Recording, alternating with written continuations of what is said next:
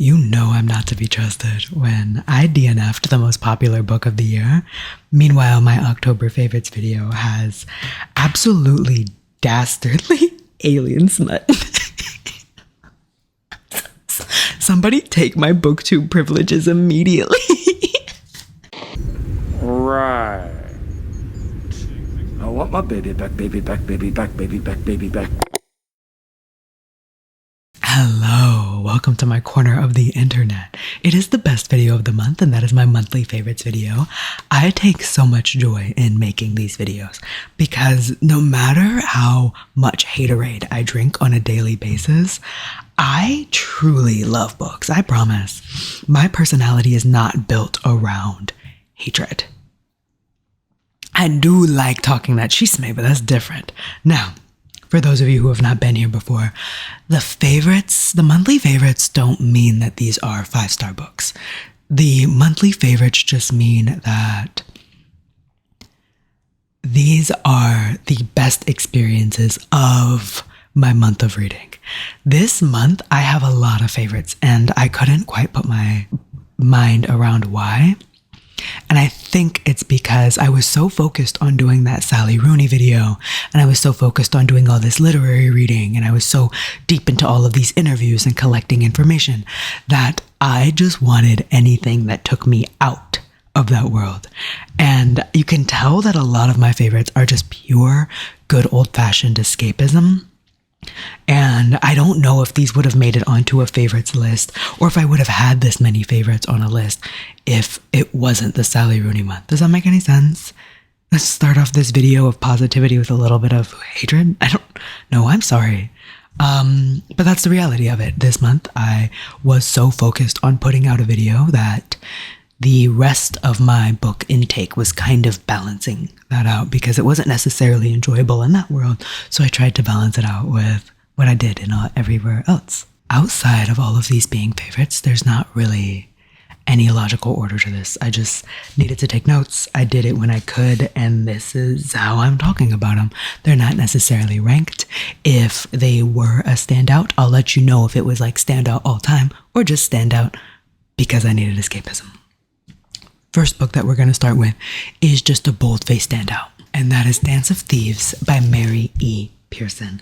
Now, this book was so much fun, but almost in the nostalgic part of me that is like a YA reader. You know how you go into books with like different needs and like different parts of you experience a book? Sometimes a book speaks to the intellectual in you, and sometimes a book speaks to the absolutely dastardly horn demon inside of you.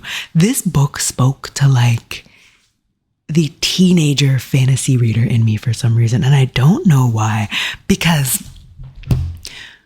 so this book opens with Kazi. Kazi grew up as a very notorious thief.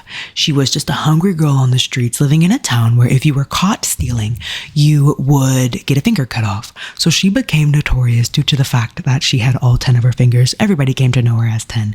She ended up on the streets due to this horrible incident with her family, and she just had to kind of make it on her own. In making it on her own, she was taken under the wing of the queen, and the queen trained Kazi, as well as some others, up to be like this personal SWAT team guard type of thing. Now, check to present day. Kazi and a few of those other guards, specialized forces, are sent on a mission to go collect a war criminal, essentially.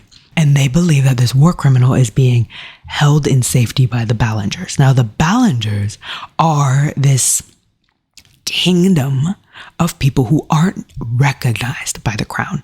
The Ballingers see themselves, and due to their history, see themselves as the first family and the first kingdom and the first empire. And that is the lore around the Ballingers. And due to them being the first, they see that they are entitled to a certain area of land. Now, due to them not being recognized by the queen, the Ballingers kind of run by their own rules. Jace Ballinger is the new patriarch of this kingdom family ragtag group because his father passes away. He passes away pretty much at the very beginning of the story. And Kazi and her team head into this makeshift kingdom, makeshift land, in order to do some reconnaissance, essentially, find this war criminal. Kazi bumps into Jace, and it's one of those bump intos where she's like, you're not gonna talk to me however you want to talk to me. And Jace is like, I'm gonna talk to anybody how I want to talk to them. Kazi, of course, gets him in one of these. Yeah, she gets him in one of those. And as her and Jace are hitting one of those, slavers come in, knock them upside the head, put them in the back of a wagon. They're taking them to be sold. They don't know who they've taken, though. And Kazi, she's SWAT. She's Special Forces. She gets them out of there. However, just as they get out, they lose the keys. Why do they need the keys, you ask? Because they have escaped. Because they're chained together at the ankle. Now, they're kind of in the middle of nowhere. This is a fantasy world. There are monsters. There are creatures. And Kazi and Jace Ballinger don't know that they are on opposite ends of one mission, essentially. Jace, he wants power to this land, doesn't really give any cusses about the queen, and Kazi is there to essentially earn his trust, figure out what's going on in the kingdom. They are chained at the ankles and must trek across a desert, a forest, a river. You get it, it's the wilderness. Now, when I tell you these two were like getting to know each other, there was banter, there were vulnerable moments. And then when they get to where they're getting to, some secrets come out, some answers come to fruition, and they recognize that the trust that they built and that connection that they built is no more. But don't you worry, little ducklings. This is one of those, I don't want to love you. This is one of those, I can't love you. What I want and what you want are at odds. And it's one of those, if I love you, you need to understand that I'm going to betray you. You need to understand that you love me for now, but there is going to be a moment where we don't love each other and where you probably hate me. That is the love that you're getting in this story. Boy.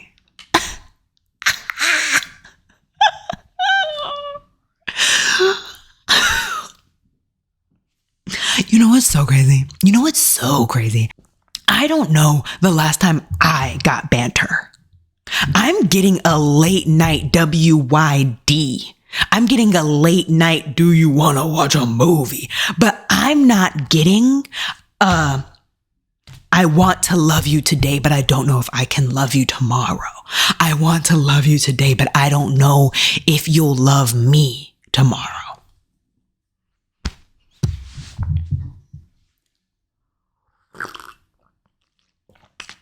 I'm still responding to the purple demon WYDs. I'm doing it. But if I ever get me one of these, if I ever get me like a Jace Ballinger and Kazi, fantastic. Now this is a duology. I haven't read the second book. I'll get there eventually. I promise. I know how to be a booktuber. The next book on my favorites.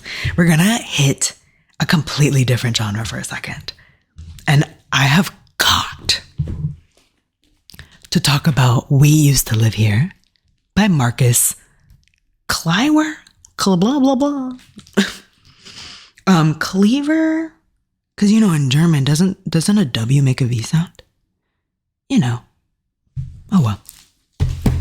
Now this is a very specific sect of horror, and it gave me it was reminiscent for some reason of the vibes of A Library of Mount Char. That was a 5-star read for me. That was a highlight of my year. So something about this enigmatic character, something about like a godlike being in a world that I don't understand, something about not quite having a grasp of the story and having to put together the pieces vaguely. There's a subscriber basically doing my job for me that described this book so perfectly. Shout out to you. You deserve the mic. Thank you so much. I told you I was going to steal your description. That said, this book felt like a collection of short, spooky stories that vaguely take you along like a singular path and vaguely take you along like one singular idea. And that is so perfect. But let me set the scene. You have Charlie and Eve, a young queer couple who make a living flipping houses. Their last flip didn't go the best, though. They didn't make that much of a return. So in this new flip, they needed something cheap. They needed something quick. They needed something that wouldn't hurt their pockets as much as their previous flip had. They come across this old kind of dingy house. They haven't started it yet. There's some stuff in the attic. There's some stuff in the basement. They're trying to clear stuff out. There's a weird chandelier made of antlers sitting in the living room. One day, while Eve is home alone, there's a knock at the door. And there's a family standing there. And the father says, "Hey, can we please walk around? This was my childhood home. And I really desperately want to show my family where their father grew up. It's very sentimental to me. I did have a lot of memories here, and I would love my kids to see this side of their father." As they're walking around, this story becomes what is the truth? What is reality? What is true? What's in the attic? What's in the basement? Who's in the forest? What is the neighbor doing? What is in the neighbor's attic? What is in the neighbor's basement? Why is this little girl playing in the basement? And it becomes one of those stories that you just sit with.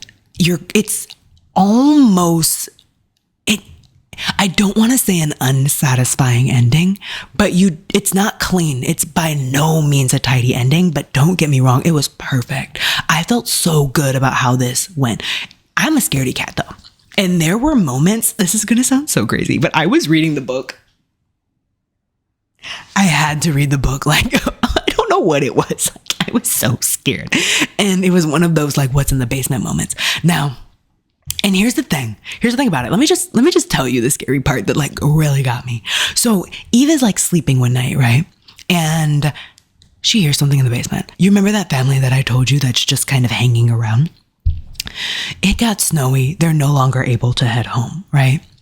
And Eve hears something in the basement. And she's like, that little girl is probably down there playing in the basement again. Let me go get her by playing her favorite game. And in her favorite game, they have a thing where you knock like this. And you get a knock back. So Eve does that. She looks down in the basement and she sees two glowing eyes. And she's like, "Hey, sweetie, come on. I'm not playing this game with you."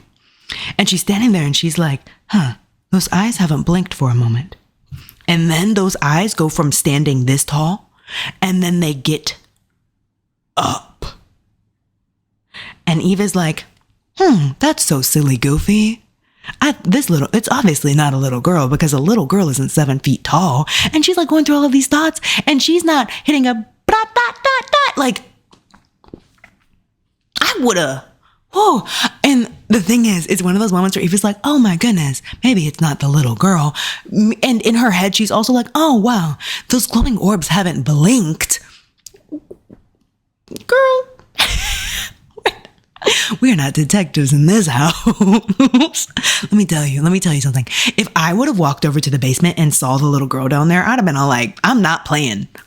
Slammed the door and locked it. But that scene when she described those two glowing orbs going from being girl height to 7 feet tall height and then rushing up the stairs, my heart was pounding.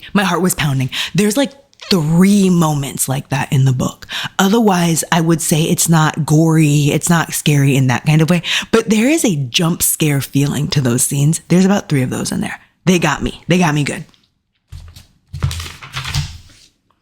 The next book that I want to talk about was an audiobook. And this audiobook was done so well. I got some really good audiobook choices this month.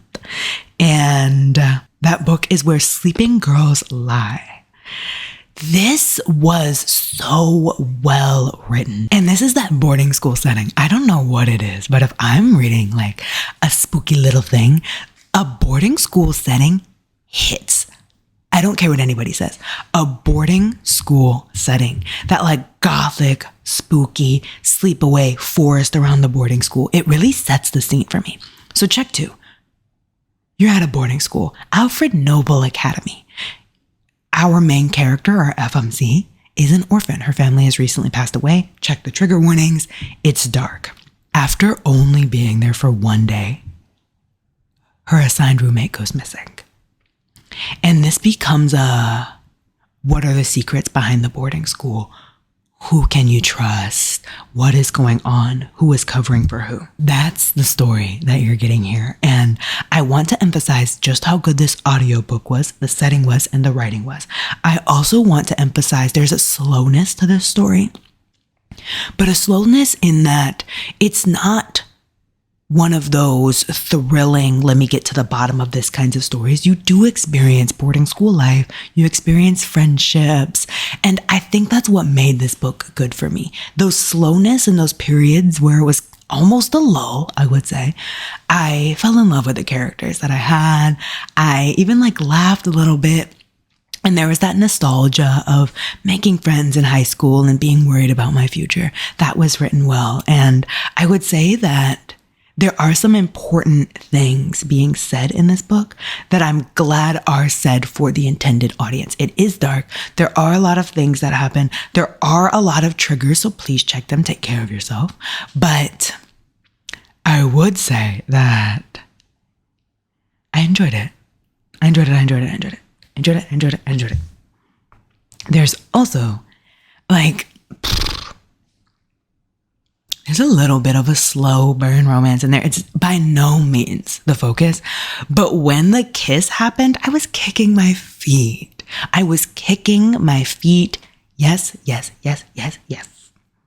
The next book that I have, I do want to say, this is a book that I can't rate.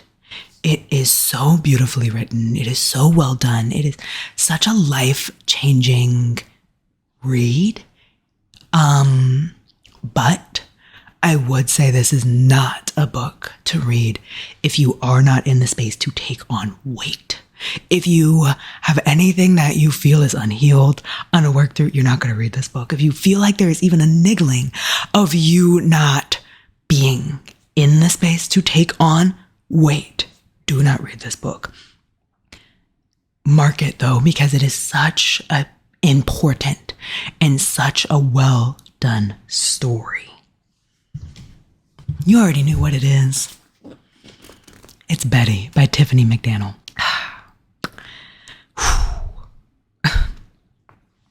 What do I have to say about this? Why am I not reading it? Why do I feel the way I feel about it? Why is this book sitting in my heart as deeply as it is? Let me give you the author's note so that you can get a sense of how personal this is written, and it'll also open your eyes to why I feel the way I feel about certain things.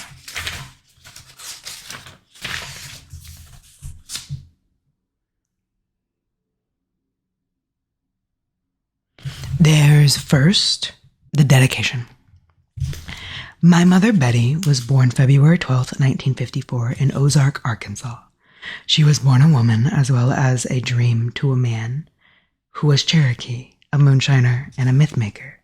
One of 12 children, my mother came of age in the foothills of the Ohio Appalachians. This book is part dance, part song, and part shine of the moon. Above everything else, the story is, always and forever, the Little Indians. I love you, Mom. This book is for you and all your ancient magic. The author's note says, I hope that you enjoy your time with this story, which is inspired by generations of my family.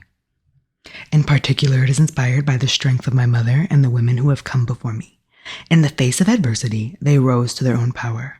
It has been an honor for me to tell such a story.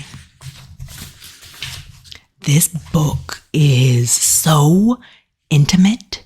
This book is based off of the author's mother's life.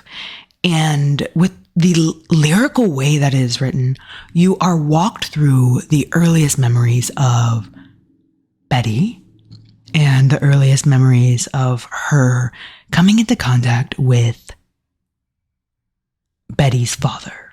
This is a first-person narration that is absolutely swaddled in Cherokee folklore. And at the center of this story, lies women. And when I say that women are at the center of the story, I want to emphasize that the land itself is always given female pronouns. The land itself is always given a feminine standing, and the land itself is mother. When I put women at the center of the story, I'm not just putting this family, and I'm not putting Betty, and I'm not putting her mom. I'm putting the earth. I'm putting folklore. I'm putting animals. I'm putting eagles. I'm putting the wind at this very center of this story.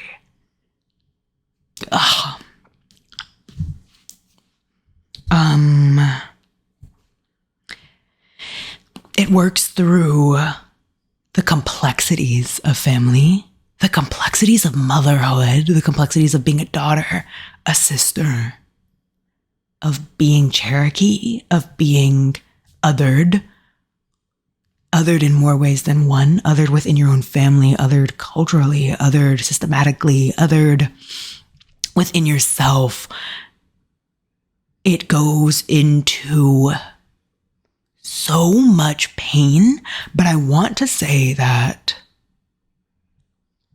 sorry, I haven't gotten, I took notes, but talking about this book is so difficult because there's so much forgiveness in this story. And there is so much open wounds. These phrases bleed.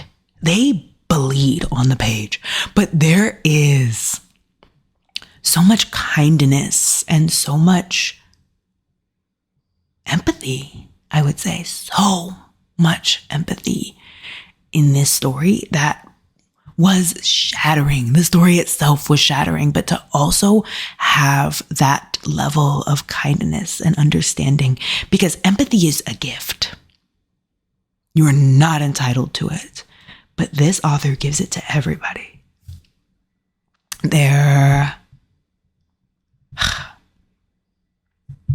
Since I can't speak about this book in a way that does it the justice that it deserves. And we all know I like giving you first pages. I'm going to give you the first page. Maybe a little more. Depends on how I feel, but you truly can't understand how I feel about the way the words themselves are crafted unless I just give you just a nibble. Chapter 1. There shall be weeping and gnashing of teeth. Matthew 8:12. A girl comes of age against the knife. She must learn to bear its blade, to be cut, to bleed, to scar over and still somehow be beautiful and with good enough knees to take the sponge to the kitchen floor every Saturday. You're either lost or you're found. These truths can argue one another for an infinity. And what is infinity but a tangled swear, a cracked circle, a space of fuchsia sky?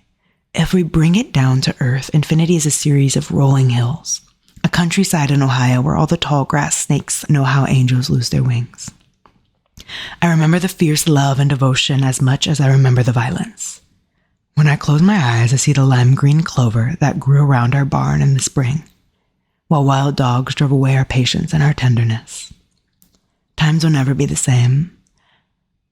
So we give time another beautiful name until it's easier to carry as we go on remembering where it is we've come from.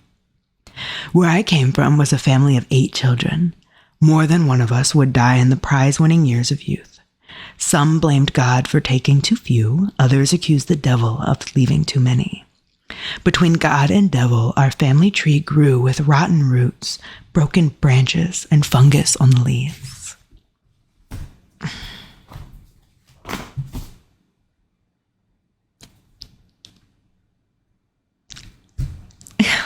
I don't have anything else to say.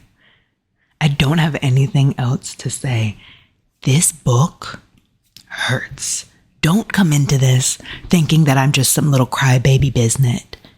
I am a crybaby, but I'm truly telling you, you're not tough if you think you can read this. I have another page. I tabbed it because I loved it so much. This is from chapter 17. Children, obey your parents in the Lord, for this is right.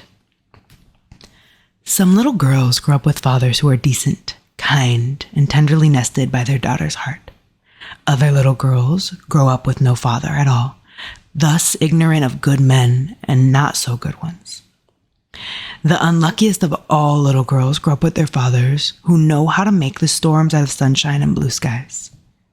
My mother was one such unlucky little girl and suffered from the childhood you run away from, except if you have nowhere to run to. I'll cry on camera right now. You think I won't? You think I won't cry? I'll cry right now. I'm not tough. This book hurts. I don't understand. It is so beautiful. There is nothing that I have read that encompasses so much wrong, but also sees the humanity in everybody. There's so much love in being able to do that. There's so much love in looking someone in their eyes and not seeing them for the monster that they are. Don't talk to me about it.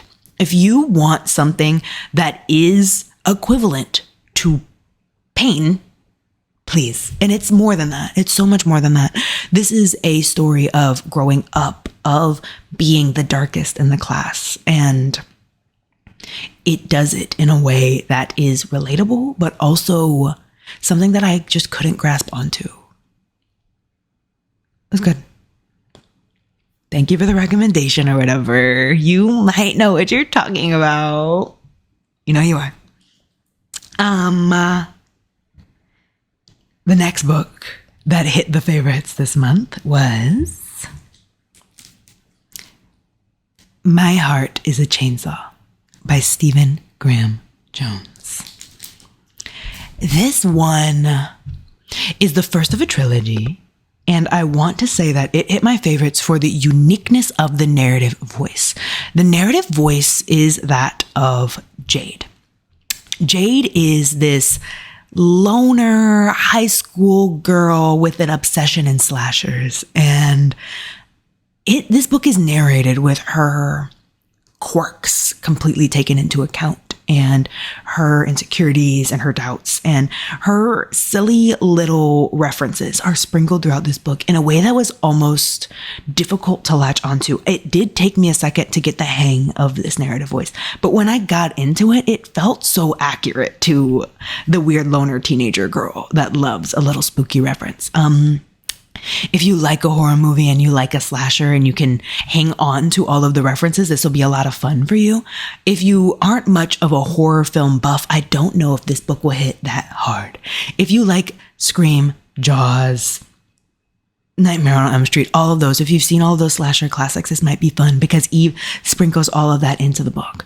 Now, the story itself begins when just dead bodies start turning up in this small American town. And Eve just wants to get to the bottom of it because she sees it in her like slasher obsession. She keeps thanking the slasher gods because she finally has a chance to live out a slasher film. So she just kind of bumbles along, getting in the way. Stephen Graham Jones loves his gore. He loves the gore. But I do think this stood out for me this month because of the voice. I don't think I've read anything that had this level of quirk and funk. I would say the closest I got to this is if you like The Pallbearers Club by Paul Tremblay. This has something kind of in the same wheelhouse. That high schooler that doesn't quite know what's going on, getting just the chaotic mess that is high school brain is very well encompassed here, in my opinion.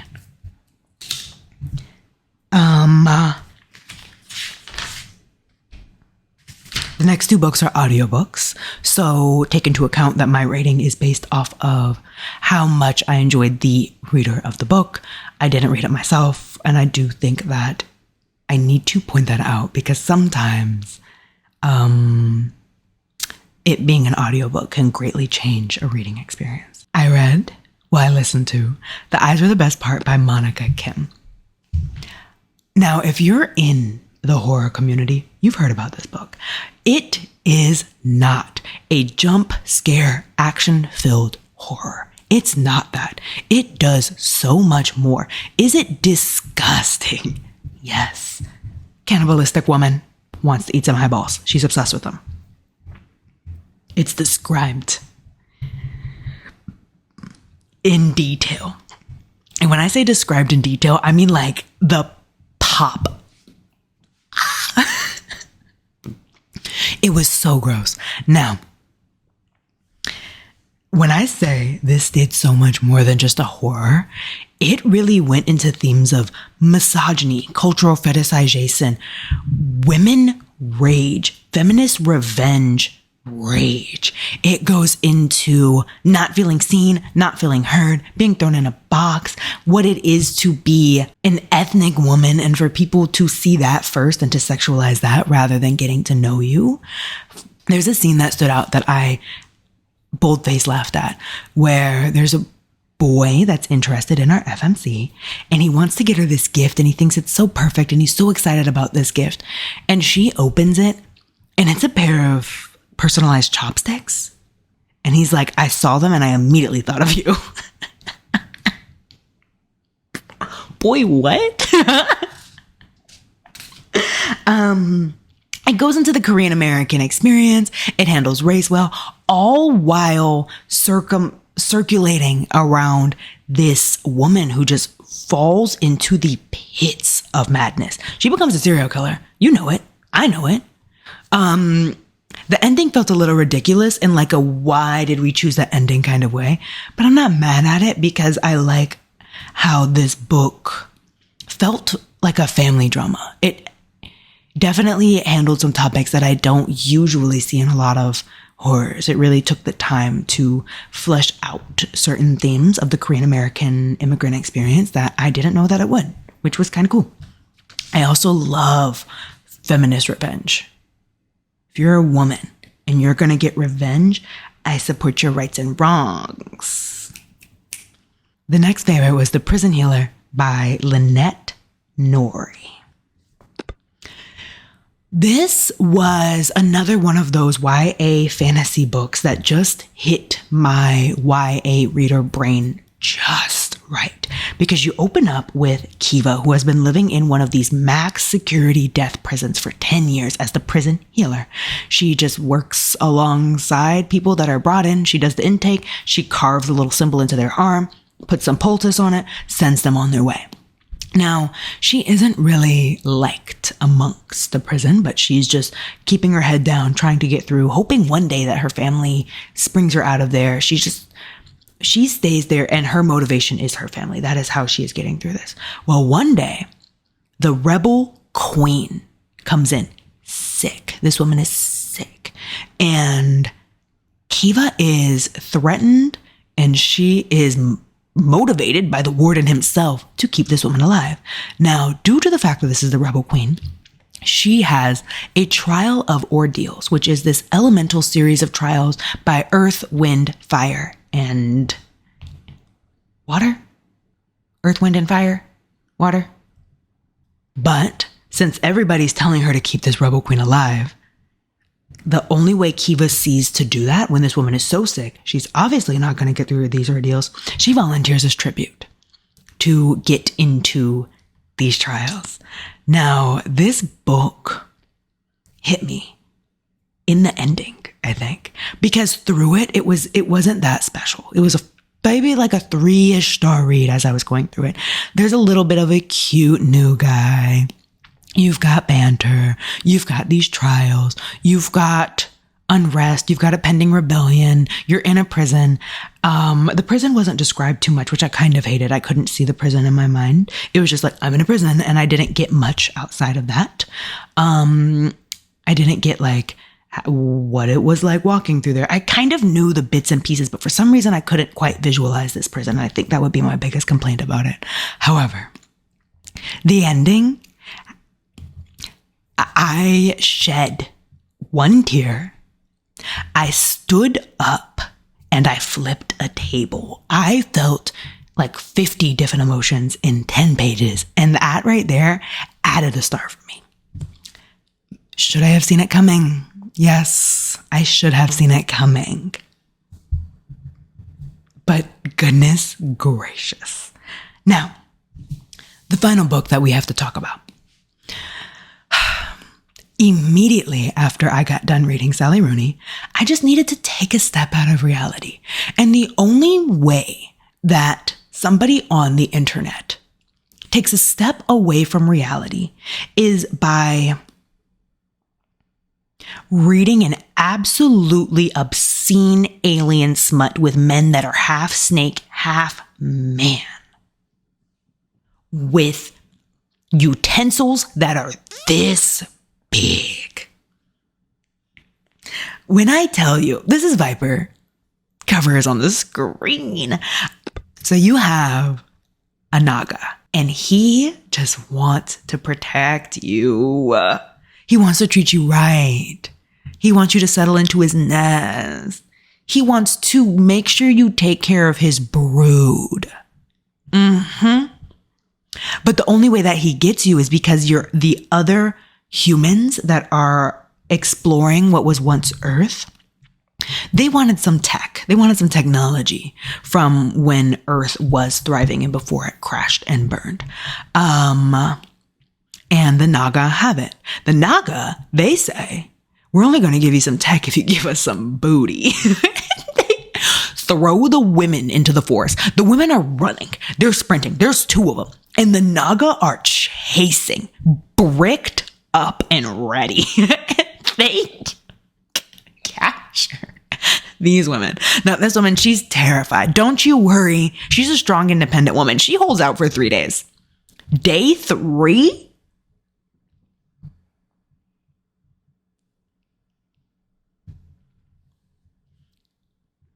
How do I say this to make it YouTube safe? Day 3, she decided that it was time to learn his astrological sign. She learned about his rising sign, his moon.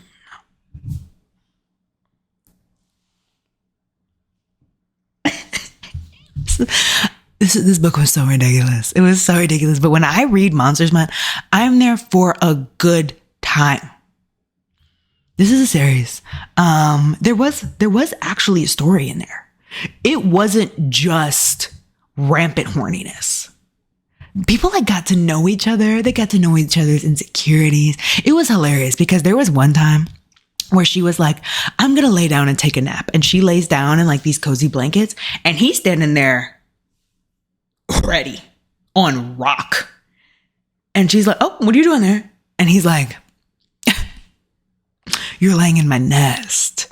Now, I know what happens in a nest. Is this a mating ritual? Because I'm ready if you're ready. And she's like, wow, I'm just taking a nap. And he storms off. And he's like, I'm going to go kill some stuff because you're playing with me. I don't know what's going on. I don't understand your mating rituals, but you're not. I'm going to go kill some things. I'm going to come back and you better not be in the nest.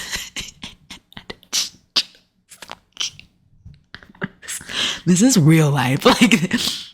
This is real life. And I'm not mad at it. She got hit with you know how you go over to a guy's house and you're watching a movie and he's like, what you doing all the way over there? And you're like, oh, watching a movie? She has that. But it's a 7-foot tall snake on strong, standing there. He literally is standing there with his utensils out. And he's like, I'm tired of being like this. He's so upset because he was like, I can't be this rock all the time. And she's like, I don't know what to do about it.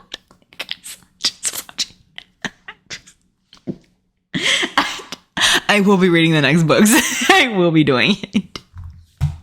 Because this right here, that's literature. That is all I have for you. That is it. Those are my monthly favorites. Thank you for hanging out. And drop me a comment. Tell me about your favorites of the month. I'm always so curious about what you guys are reading. Thank you for hanging out. Thank you for coming through. And I'll talk to you next time.